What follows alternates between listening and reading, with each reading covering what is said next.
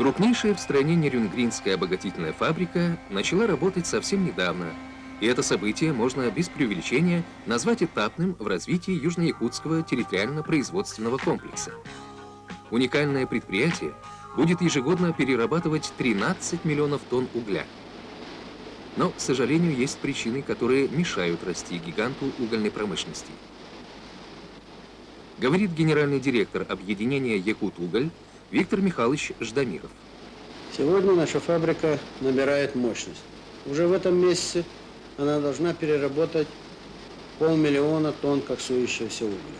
Однако же с первых дней мы встретились с большой и серьезной проблемой железнодорожного порожняка.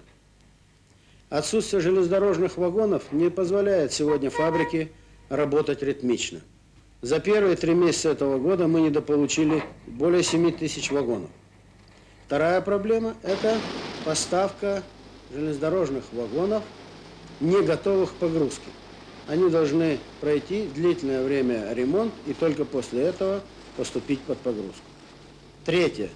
Не созданы специальные вертушки для погрузки угля на экспорт. За 4 дня этого месяца порт Восточный для поставки угля в Японию недополучил от нас 24 000 тонн концентрата. Таким образом, железнодорожники на сегодня отстали в своем развитии и поставили нас в тяжелейшее положение. На наших складах сегодня скопилось более 900 000 тонн угля. Везде вагонов не хватает, могут заявить свое оправдание местные железнодорожники. Но не скрывается ли за этим смягчающим обстоятельством нежелание искать резервы на местах?